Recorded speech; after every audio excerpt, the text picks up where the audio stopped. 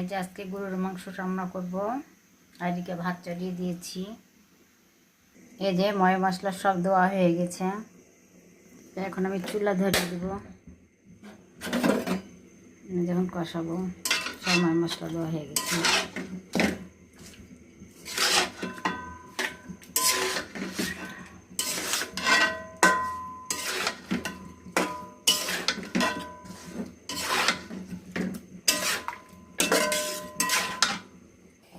বন্ধুরা, আজকে আমি মাংসতে পেঁয়াজ দিতে ভুলে গেছি। দেখো কি অবস্থা। তাহলে কি ভালো লাগে পেঁয়াজ ছাড়া? তবে আজকে ঝোল করব মাংসের।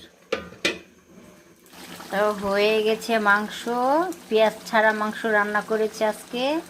দেখি কেমন লাগে পেঁয়াজ ছাড়া মাংস খেতে।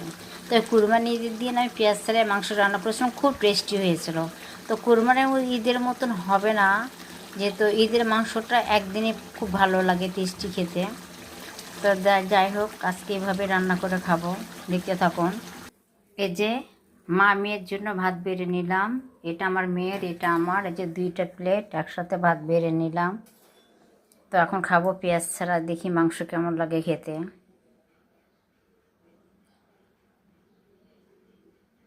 এই যে মা মেয়ের খাবার নিয়ে যাচ্ছি।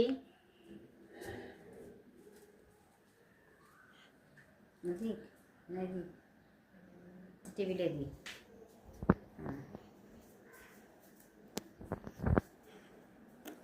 আজকে পেঁয়াজ ছাড়া মাংস রান্না করেছি। জানি না মাংসটা কেমন লাগবে খেতে।